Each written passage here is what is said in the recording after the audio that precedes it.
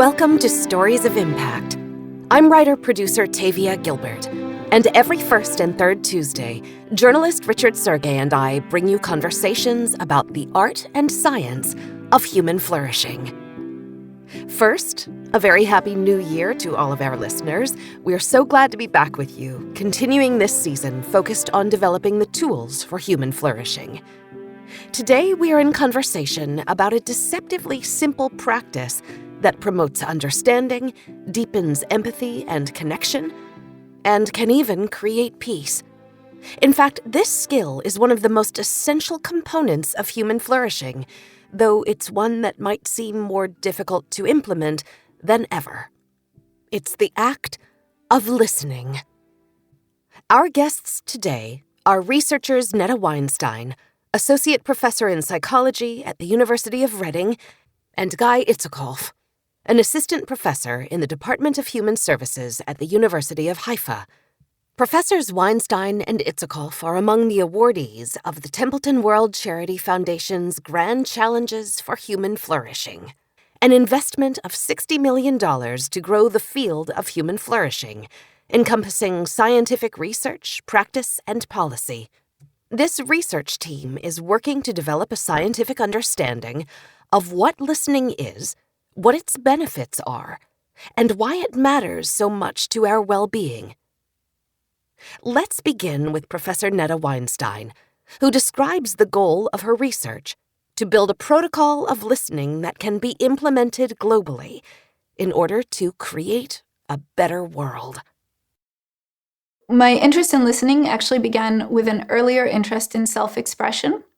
My core interests throughout the years have been, how do we express ourselves openly, authentically, and with support to others? How do others encourage us to do that? What resources do they provide us that allow us to really be ourselves in conversations, to share our views, to bring in our best and genuine selves into our relationships with others? And it became clear that listening is a really important way that we support one another and allow that self-expression. This project is a first foray into really sitting down and systematically classifying what it looks like to listen well. And it's very important for us to do so because what we're hoping to do is to be able to create good listeners. It's one of the biggest challenges to take somebody in a short time and help them to learn the skills, learn the values, the ethos of being a good listener, and really transform the way that they converse with others. The more people that we can encourage to be good listeners and give the tools of listening to, the more that we can hopefully encourage positive change in the world. Listening is about the way that we convey our attention, interest, and valuing of others. Listening is really about attending to someone else, what they're saying, what they're sharing, and trying to understand and value that person in the process. When we effectively convey that interest, attention, and understanding of others, they feel listened to. They feel like they are understood. They feel like they are heard. Can we encourage, train, or educate people how to be better listeners, inspire people to be better listeners, create the right environments and the right psychological space for people to learn to listen well to each other? When we listen well to others, we create positive change in the world. One of the most powerful things that we see with listening is that when we are listened to, it's beneficial for our well-being. So when we feel that we are understood, when we feel that we can be ourselves, we have positive well-being and flourishing. It's one of the things that underlies well-being. In fact, we can't have well-being without that sense that we can be who we are. And so listening is very important for that. And listening might be one of those important tools that can help us to resolve differences and maybe open up each other's minds. But what it also does is build more of those connections that make us feel like we are part of a bigger, more positive community, that we can be who we are in that world, in that community. And that's something that we know is extremely important for well-being and for psychological growth, that we grow through that experience. We're more able to learn about ourselves. We're more willing to explore ourselves. We're thinking about what listening can do to really help people be fully engaged in the conversation, to benefit from the conversation with more self-understanding, with more growth, more awareness, more of a sense of belongingness and intimacy, and the willingness to share more in the future. Good listening is actually trickier than it may initially seem, and Professor Guy Itzchakov, Professor Weinstein's research colleague, dispels a common misunderstanding. One of the misconceptions that people make is that the speaker is the active person in the conversation and the listener is rather a passive actor. Basically, this misconception is because people equate listening with hearing or listening with silence. And the listener actually determines at least 50% of the conversation or where the conversation will go using both verbal signals such as uttering, question asking, paraphrasing, and nonverbal behavior such as body posture, head nodding. This is the route through which the listener determines a vast amount of the conversation. So for example, we can be conversing and you can say something, and when you're speaking, you have these automatic thoughts that come to your head, and a few of them, sometimes even many of them, relate to your social appearance. So does the listener approves of me? How do I look in the eye of the listener?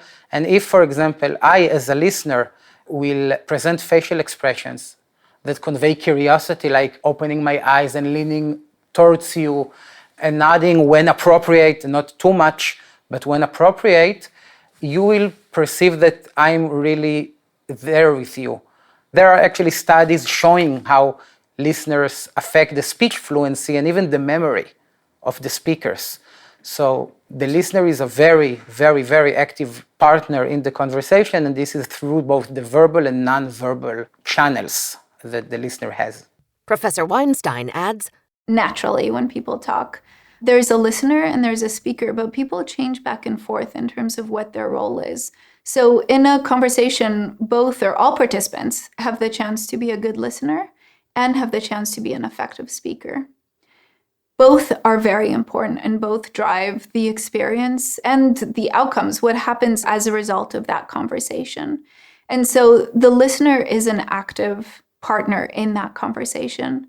And even a good speaker is not going to successfully navigate a relationship or a conversation without the listener participating fully and contributing through their attentive and high-quality listening.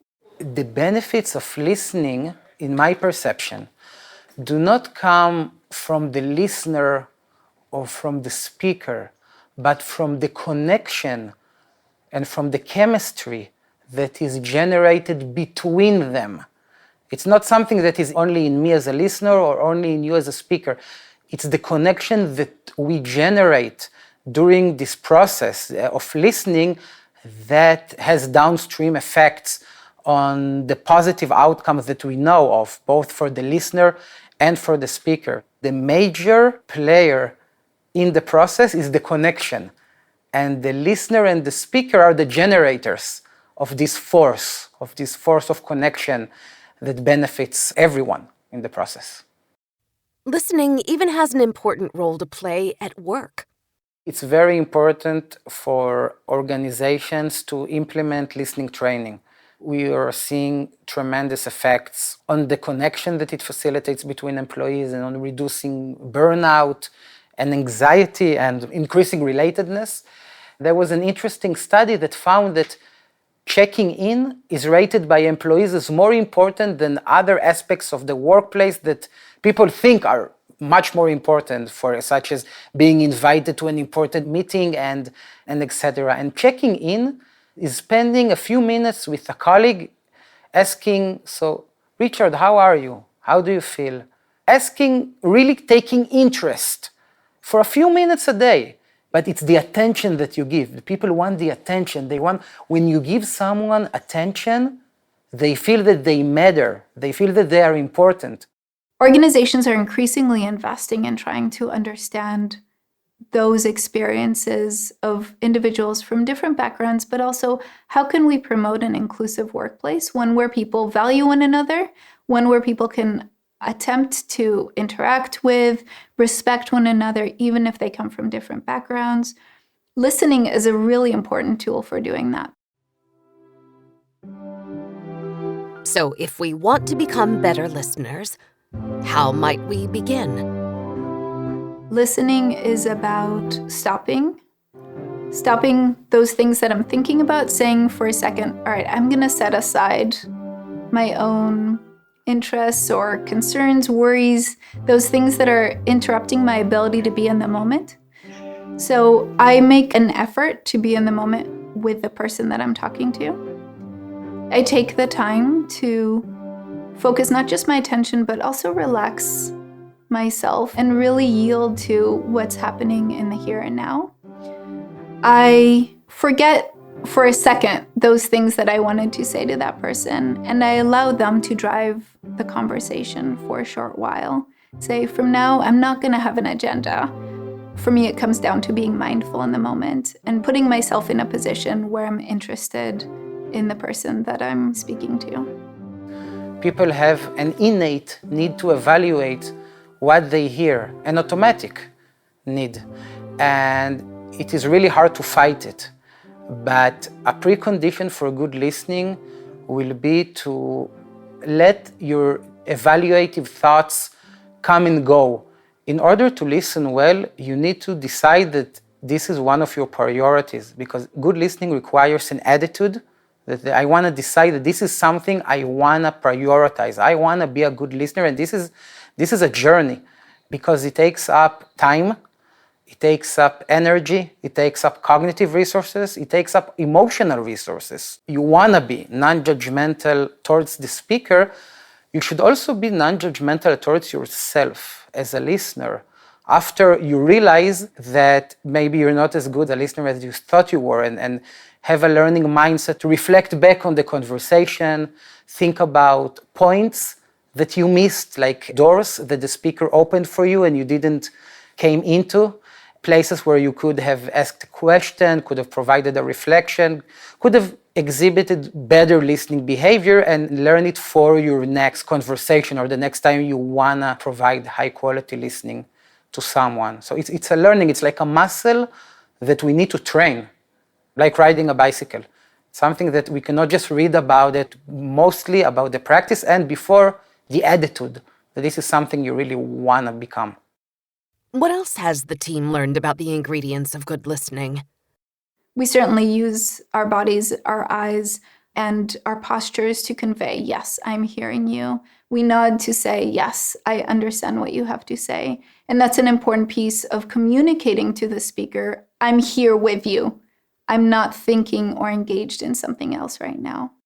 It's the open body posture, and it's the leaning towards the speaker, avoiding external distractions such as looking at your smartphone or even having your smartphone visible when you listen to someone. These are all very, very important ingredients in listening. And this is, for me, in a nutshell, what good listening is. Attention, which is constant eye contact, facial expression that conveys attentiveness, comprehension, which is understanding, such as asking questions that promote the needs of the speaker rather than the curiosity of the listener, and many more sorts of good questions. I usually call it or open questions, and providing reflections to ensure understanding, and a positive intention that is conveyed mainly by empathy and by a non-judgmental approach towards the speaker. It does not mean, however, that the listener needs to agree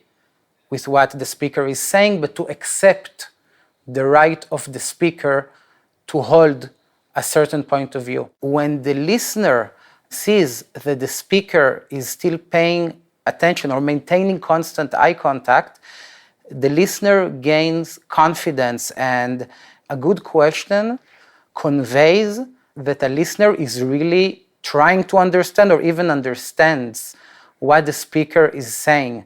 A why question usually elicits more defensiveness and a need to explain myself. whereas the how question is more explorative in nature. And also there is the tone, and from our lab studies, we know that paraphrasing and providing reflection to the speaker, summarizing what the speaker said in the listener's word, and trying to be as accurate as possible, even to use the words that the speaker used, because the same word can have a different meaning for you and for me. But when the listener paraphrases and then asks, did I understand you? Did I miss anything? Even if the listener did not, and people usually can remember up to 50% of what they heard, but the speaker both completes this gap and feels that the listener is really trying to understand. So it signals intention. What are the enemies of good listening? There are a few enemies that we know of good listening. One is fear of change. People often fear, even without acknowledging it, or even without awareness of it, that if I really listen to you, I might have to change. And this might be threatening to me. That if I really listen to you, I might realize that you are correct.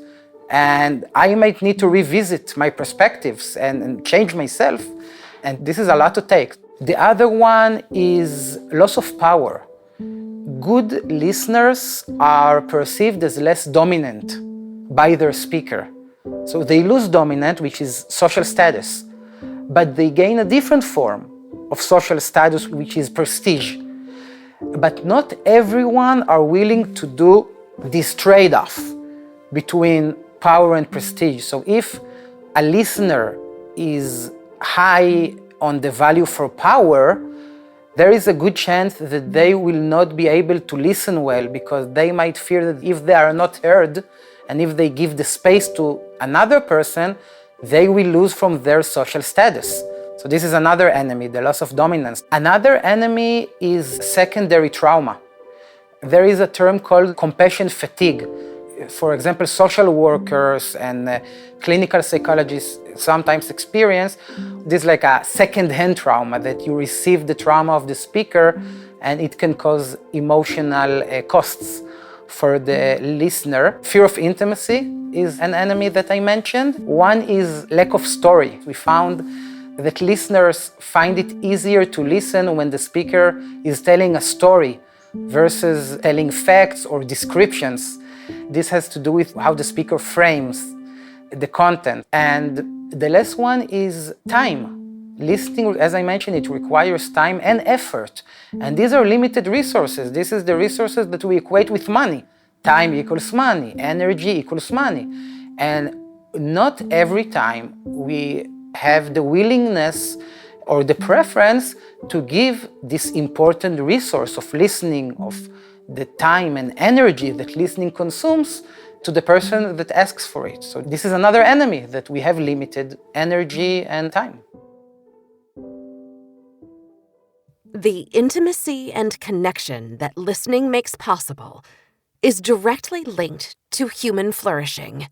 Technology can really hurt the quality of listening, because we're also now accustomed to doing everything quick and fast, and listening requires slowing down a bit. When we are listened to well, we flourish. And that kind of sense of I can bring my best self forward is what allows us to feel that sense of meaning in life, the sense of a life well lived, the feeling of positive emotions. It doesn't resolve all the difficulties, all the stresses that we have. It certainly doesn't make bad feelings go away, but it allows us to be maybe a bit stronger and a bit more of ourselves when we tackle those kind of challenging and stressful life experiences. And so flourishing, from my perspective, is really about having that inner strength that comes from knowing myself, understanding myself, and using that knowledge to guide my own behaviors. We know from our research that listening increases the well-being of speakers. When speakers feel really listened to, they report higher positive affect. They report less depression, less anxiety. They report less burnout. Also, by the way, listeners who listen well make their speakers trust them more. If you look at the listener side, people who are good listeners are better liked by their speaker. And we know that when we feel that the other person likes us, it increases our well-being. And one wants to be close to a good listener and friends with good listeners. So people have a basic need to feel understood, to feel that like this person gets me. And when I feel that you as a listener, when I feel that you get me, I can flourish, I can gain self-knowledge. And we found it in many of our studies, self-insights on stuff that I would not have recognized or not have been aware of if not for you as a listener. And this is directly related to human flourishing, to the well-being and to the happiness and to reduced aversive states of people. From our evidence, listening is directly connected to human flourishing. In fact, close listening is enhanced by virtues like humility and empathy. In an ideal world, we listen from a place of humility. That is, we don't have all the answers. We listen from a place of empathy. We value the person that we're listening to. Even if in the moment we might not agree with the things they say, we might not even value the things they say or the things they do, but we recognize that in that moment the person has intrinsic value and the value to speak and share their perspective. We need to learn more about listening with empathy, and we need to learn more about listening with humility. Professor Itzchakov agrees. When people feel listened to, they become more intellectually humble. They realize that their initial perspective might not be the only correct ones. It is one of my goals to see how people who learn to become better listeners affect their community and their social circles in a way that then hopefully we will be able to see a more accepting and peaceful discussions. And we have become so separated by so many aspects like never before. And this is why I think that this is a very, very important tool or mechanism and a process that society needs. Because you can look at it in the society level, between ethnic groups, you can look at it in families, you can look at it in schools, you can look at it everywhere, and you will see the polarization between so many groups that are now building minor groups and minor groups and minor groups. And this is why I think listening is a medicine without side effects. What I'd love to see is more research and more understanding of how far we can take these principles, how much can we use listening to tackle some of the big problems that we have in society and in our relationships with other people. Without listening, we cannot do it. So listening is the foundation that we build on. What the team has learned from their research shows how vital listening is for a healthy, well-functioning society. One of the things that we might forget to do is to value other people who are different from us or who have different political positions or views. In a way, seeing those people as barriers rather than as intrinsically valued and valuable could stand in the way of resolving those differences.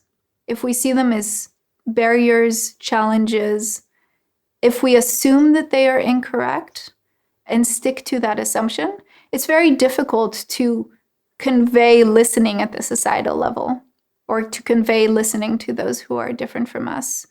And so even at the societal level, to go from, I don't want to hear what you have to say, to let's have a conversation. Let's talk about what we're looking for. That's important.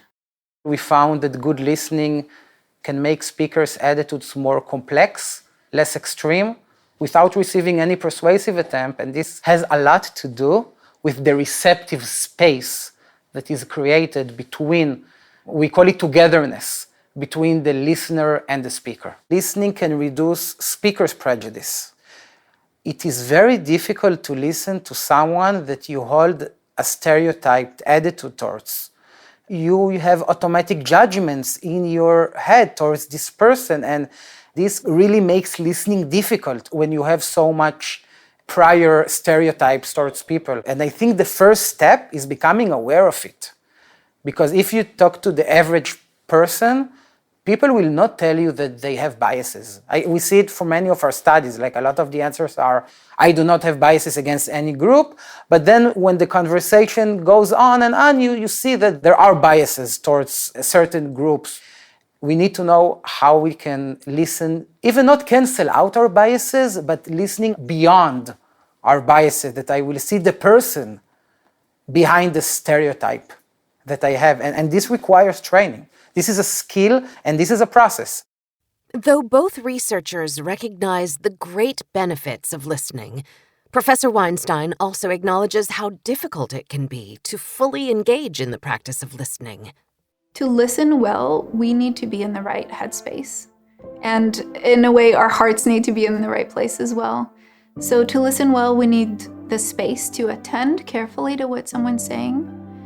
We need to focus our energy on processing and understanding what they're saying.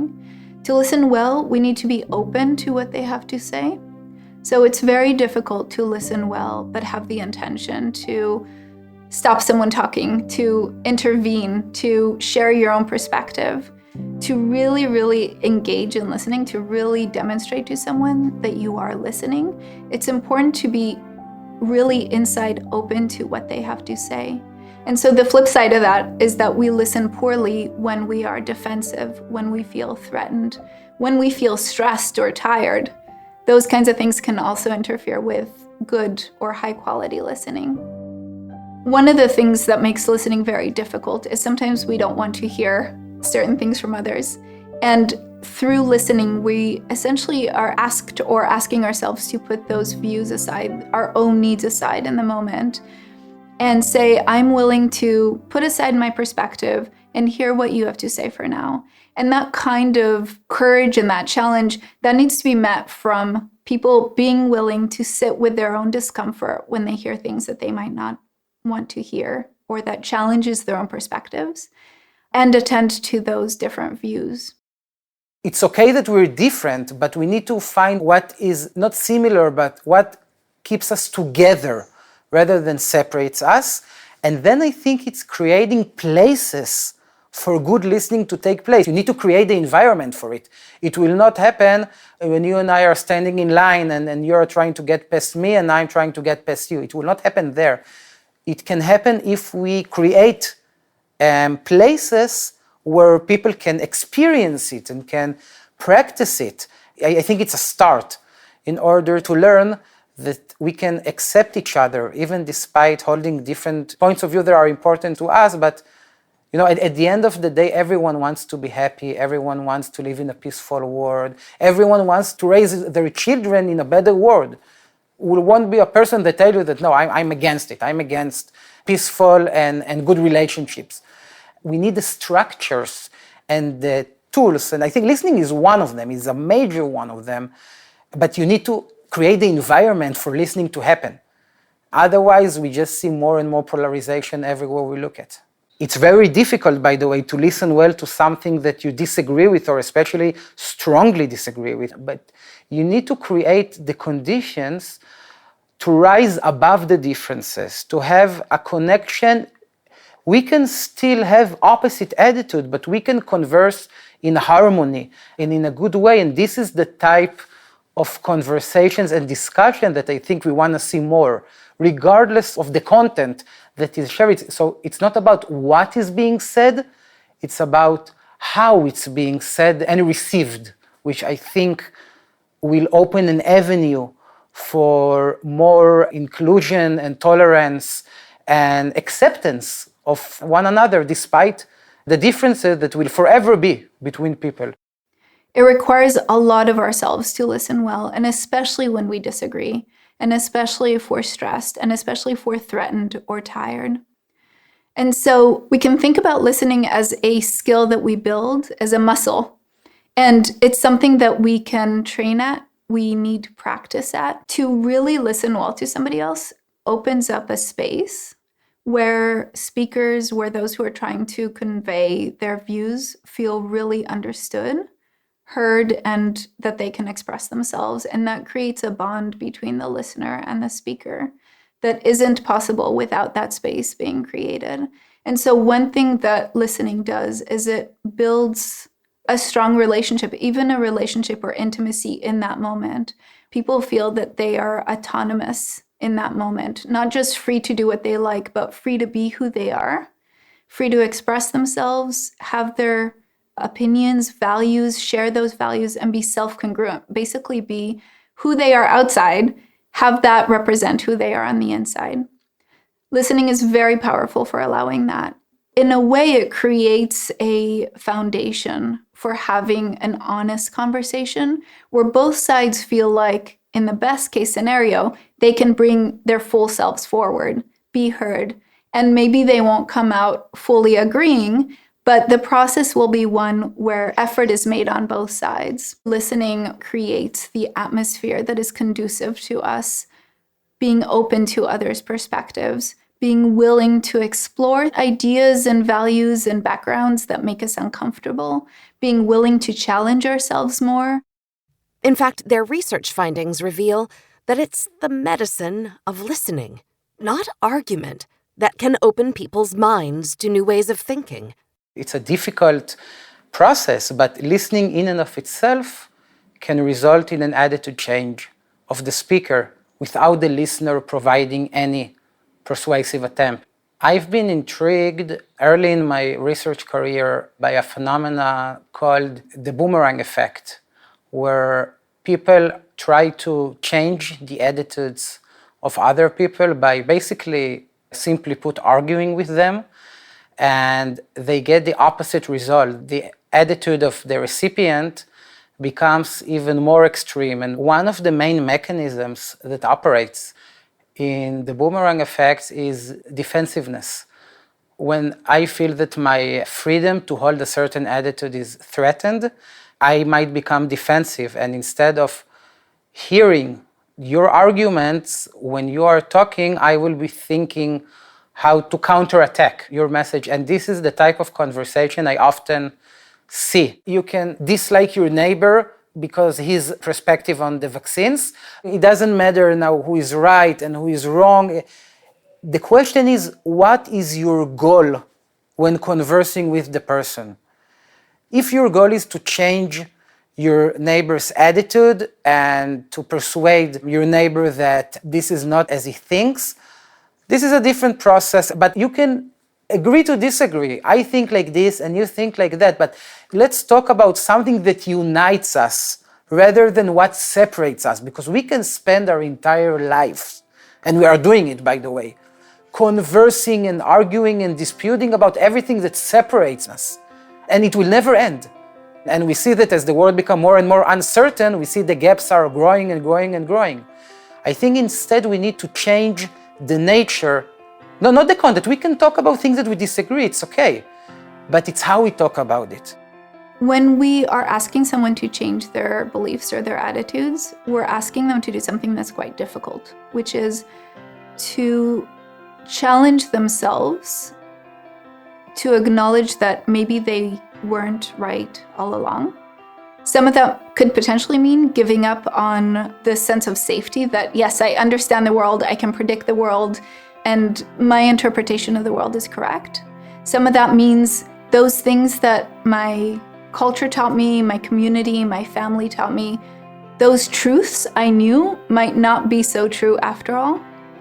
We might be asked to challenge our own identities. So it is a potentially threatening and scary experience to listen to those who disagree with you. And that's something that requires effort, that requires will to say, I'm gonna sit with these feelings and I'm gonna sit with my discomfort and take a different perspective. And I'm gonna try to be open in this moment.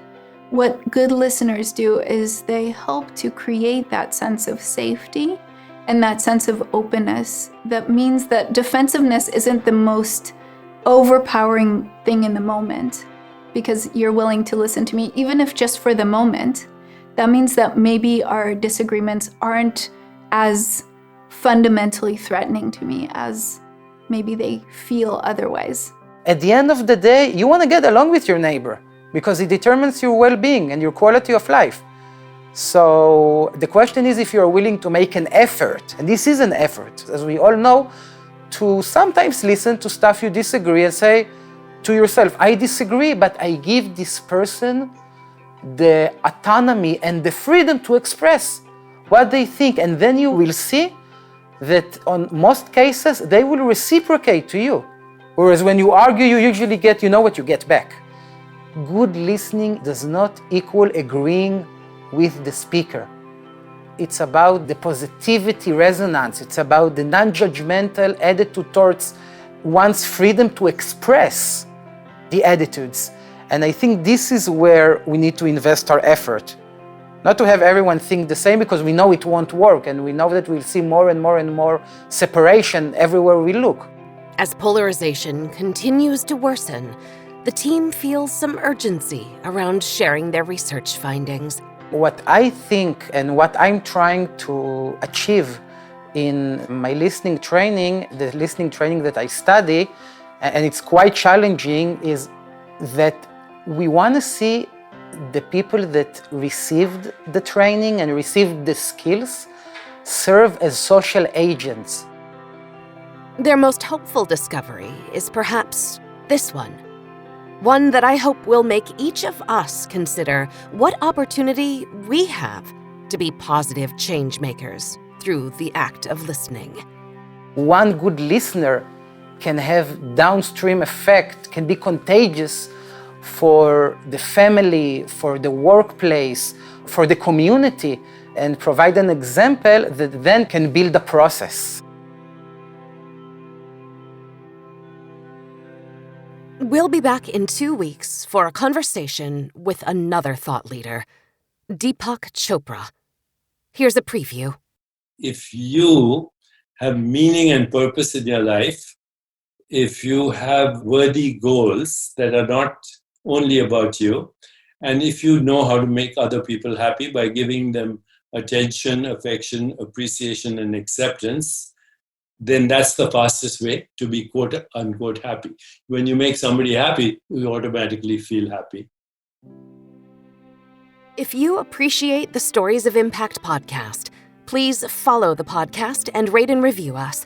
We're on Twitter, Facebook, and Instagram, and at storiesofimpact.org. This has been the Stories of Impact podcast with Richard Sergey and Tavia Gilbert. Written and produced by Talkbox Productions and Tavia Gilbert, with associate producer Katie Flood. Music by Alexander Filipiak. Mix and master by Kayla Elrod. Executive producer Michelle Cobb. The Stories of Impact podcast is generously supported by Templeton World Charity Foundation.